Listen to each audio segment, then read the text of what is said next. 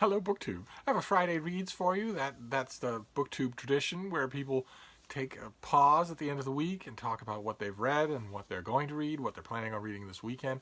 Every day has sort of morphed into Friday Reads for a lot of us in quarantine because we don't go anywhere. Our offices are closed, our businesses are shuttered, our schools are shuttered.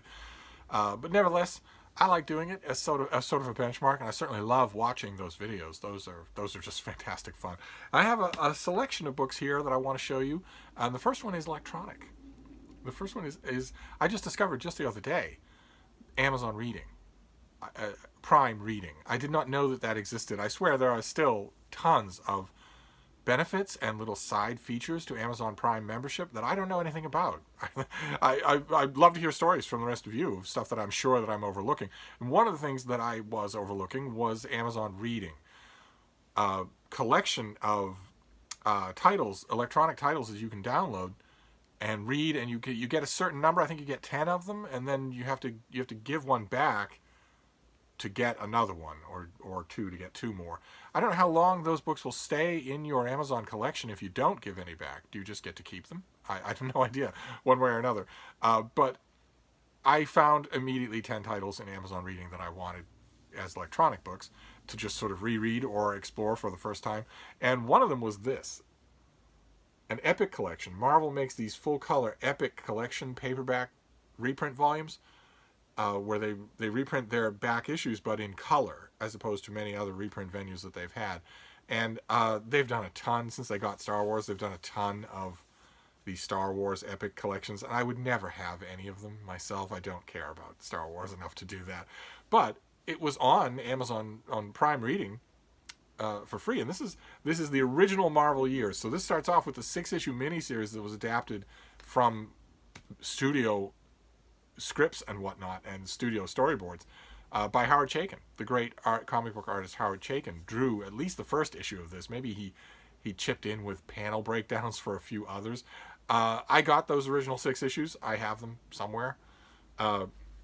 They fascinated me, but I mainly got them because of Howard Chaykin, and it's not his best work at all, not in any way. And then the series went on from there. Marvel just kept going with Star Wars comic books at a time when there was no expanded universe. There was Alan Dean Foster's book, Splinter of the Mind's Eye, and that was it. Otherwise, you had George Lucas's novel Star Wars and the novelizations to the sequels, but nothing else. So the backstories, what was permissible to tell about all these core characters was just totally unwritten. It was totally unformed.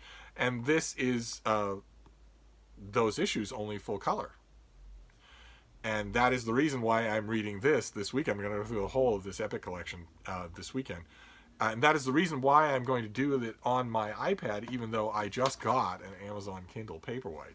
Because I figure you're losing something to read graphic novels on a Kindle, on a black and white screen, on an e-ink screen. That's sort of cross purposes. Surely anything with bright colors like that I would want to read on an iPad. And there's no harm or disloyalty in switching between those two devices. So that's one of the things that I'll be reading this weekend. That was a delight to find that there. And then the next thing, I'm going to try to be controlled about this. In our Daily Penguin, we came across The Haunting of Hill House by Shirley Jackson in a Penguin Classic Deluxe edition. And when I was talking about Shirley Jackson, and when I've since been corresponding with the rest of you about Shirley Jackson, because I leave my email in every video. That is not to a merch store. That is not to some sort of intern who hates you because I hate you. There isn't anything of the kind. That is my email. Feel free to email me about anything in the world, anything that you feel like talking about, anything you want, to chat about, or an ear to bend, or a shoulder to cry on, anything like that. I've been tremendously honored in the huge volume of emails that I've been getting from people. I would ask only a few guidelines here. One, of course, don't be rude.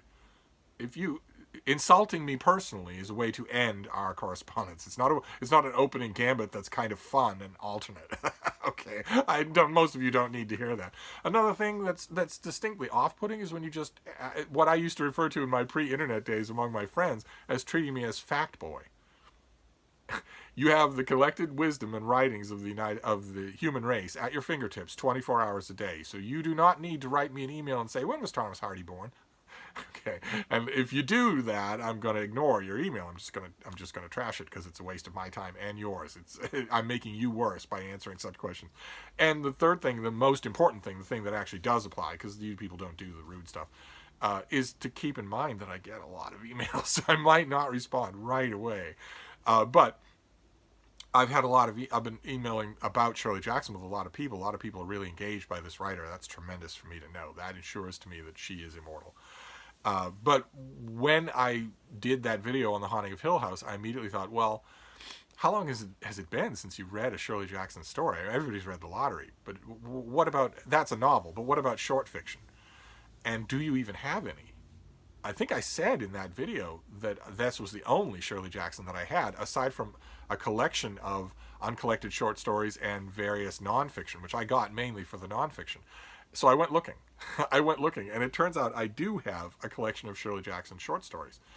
And that's what I mean by being extra selective, because it's in this gorgeous set, these Picador Modern Classics.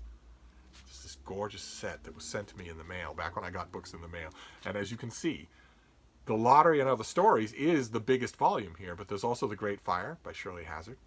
And what is this?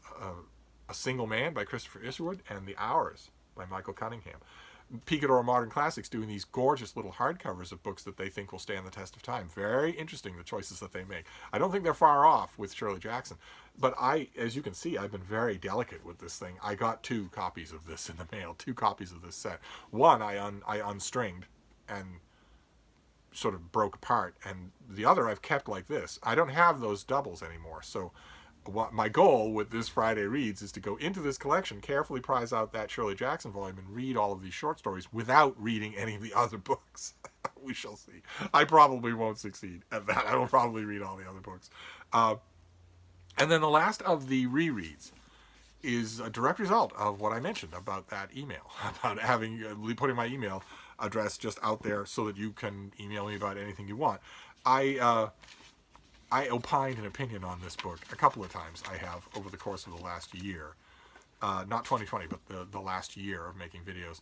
And a number of you, probably 3 or 4 people, have emailed me over the course of that time and said, it just kills me that you don't like this book, because I love watching her videos. I've heard that so often, especially in the last 2 months. It's incredibly heartwarming to me that I'm helping you at all to while away the time of being locked in your house. But I've heard a number of people have written and said, I love watching your videos. I've got so many good recommendations from you. That is the manna from heaven when you tell me that. So it kills me that I loved this book and you didn't.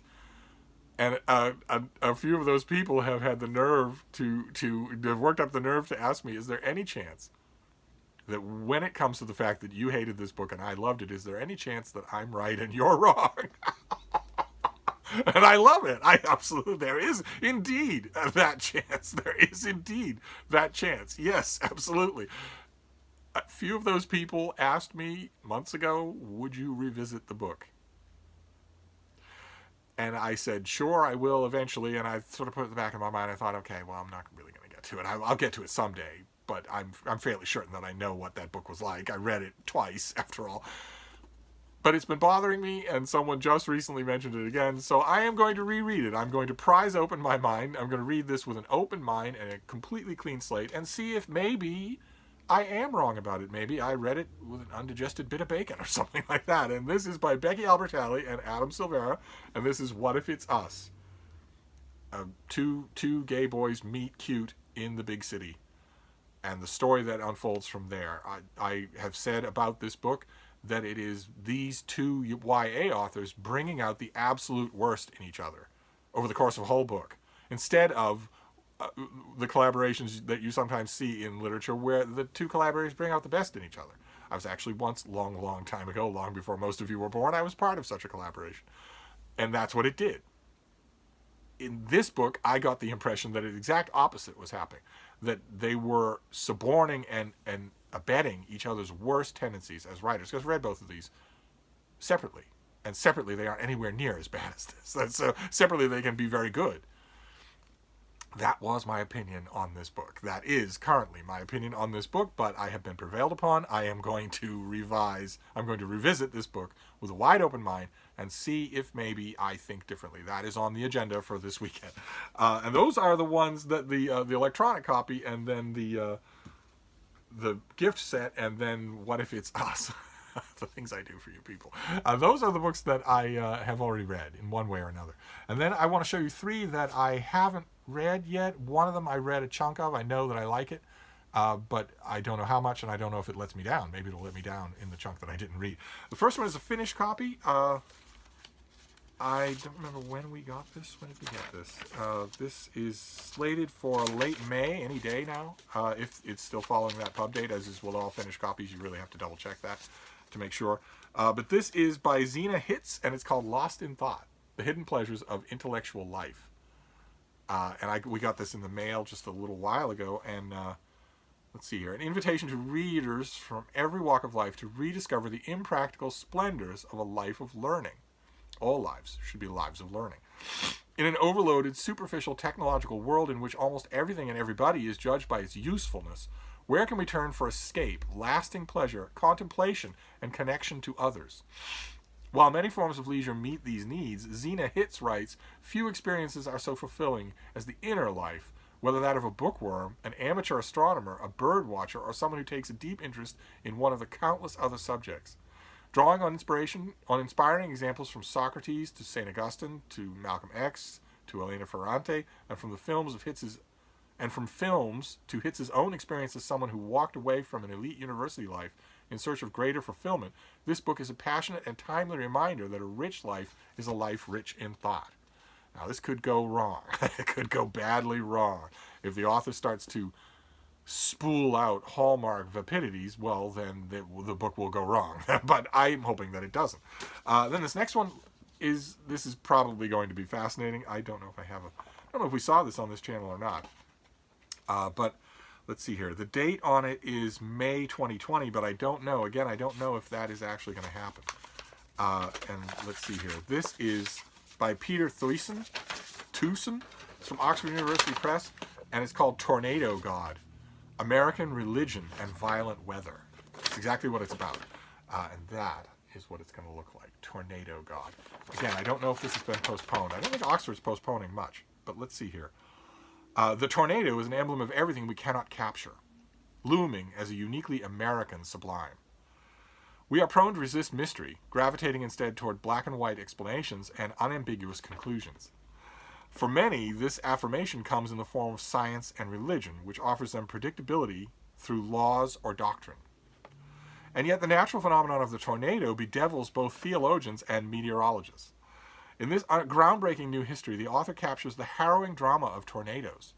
As clergy, theologians, meteorologists, and ordinary citizens struggle to make sense of these death-dealing tempests. Striking the United States more than any other nation, tornadoes consistently defy scientific explanations to plot their course until they're actually happening. Once they've set foot on the ground, they are fairly easy to track, although even then, they can take a right angle. Similarly, tornadoes bring us to the outer limits of theology, pulling at the mysteries of how we can reconcile suffering with a loving God and the seeming randomness of tragedies. All of that sounds just unbelievably fascinating to me, not only because I am deeply fascinated by American religion, but also because I have lived in the American Midwest for an enormous amount of time. I have had to deal with tornadoes every year. Those of you who maybe don't live anywhere near this kind of phenomenon, does take place largely in America, or have never really experienced it, you just can't imagine. You just can't imagine. About the only saving grace for tornadoes is that they don't tend to last long. Although even they're outclassed by earthquakes. Earthquakes last almost no time at all, and they are much more harrowing. There's no experience worse than being caught in a major earthquake. But tornadoes are more epic, and they are more cinematic. The sky turns green. A sound starts to emanate in the air that you have never heard before. Lots of people have referred to it, before I experienced them, I had heard it referred to as, it sounds like you're right next to a train track as an enormous train is rushing towards you. But that's only an approximation. There is no way to actually describe the sound of being in direct proximity to a tornado that has touched down on the ground. There's no way to describe the sky. There's no way to describe the feeling, and the sheer violence of it. Oh my God. It's just staggering.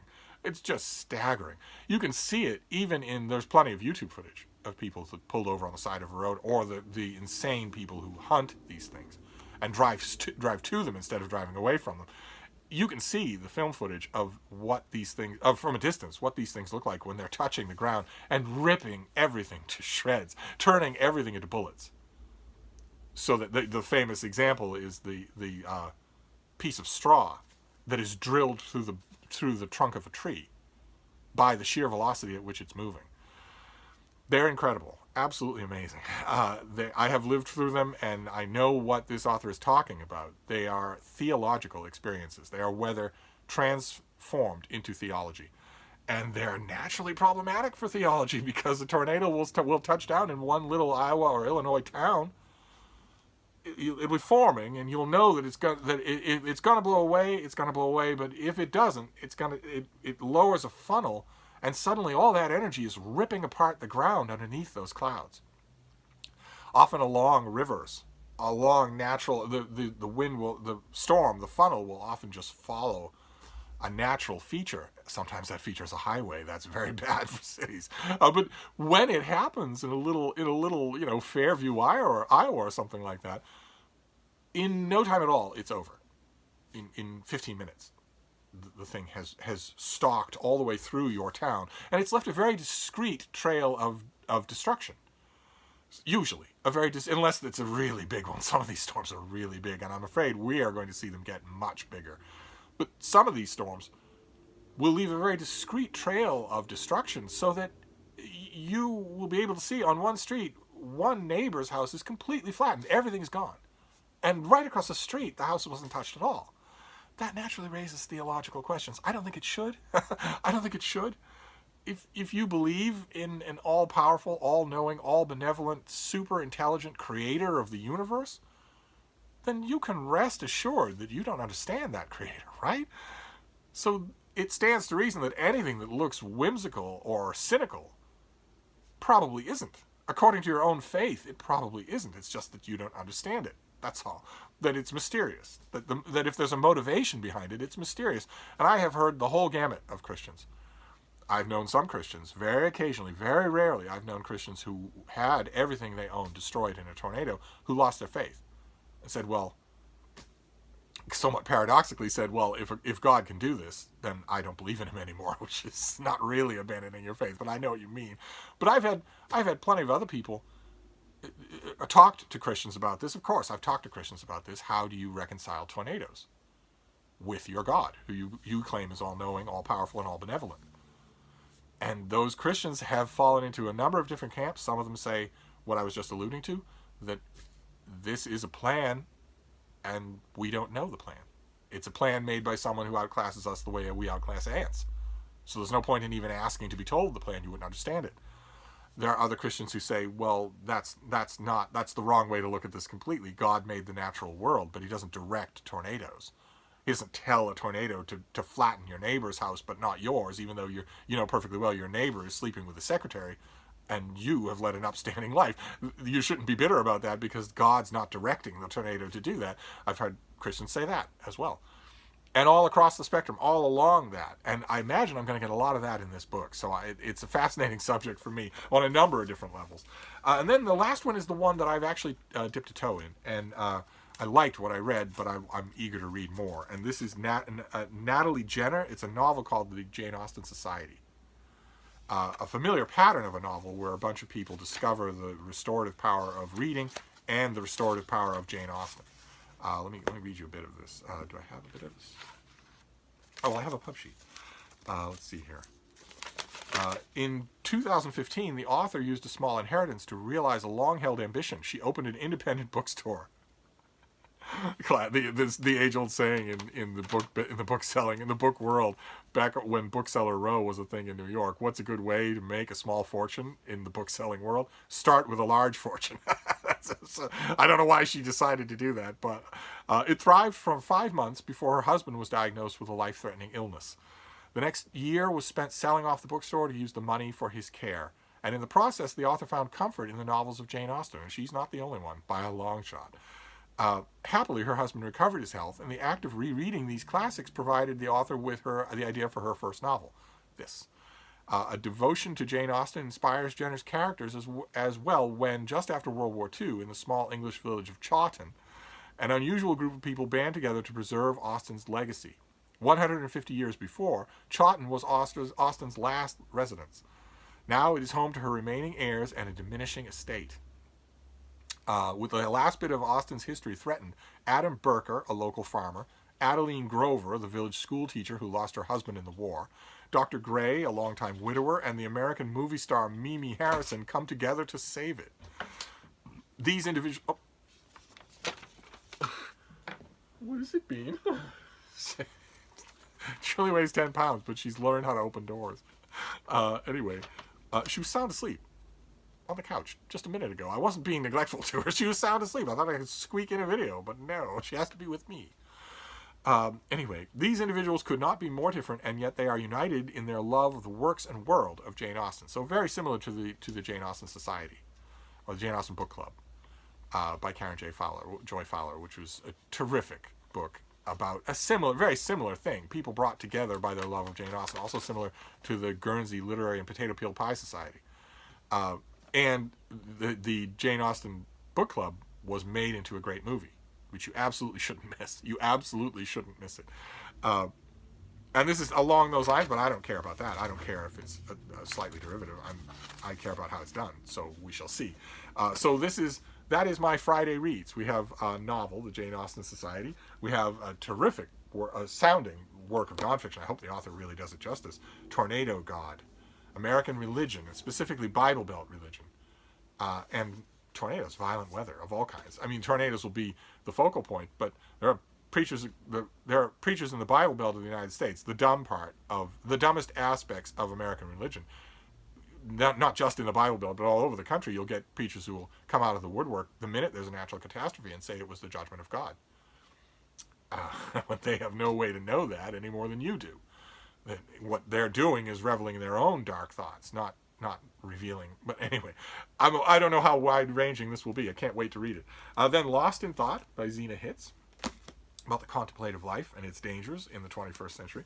Then What If It's Us? An open-minded reread of this YA novel. Then I'm going to try to control myself and just read the short stories of Shirley Jackson in this set, instead of finishing that and then reading all the rest of these. And lastly, an electronic book. Feels a little bit guilty to read an electronic book on my iPad when I have a new Kindle Paperwhite, but it's a graphic novel, so it doesn't feel much of a betrayal.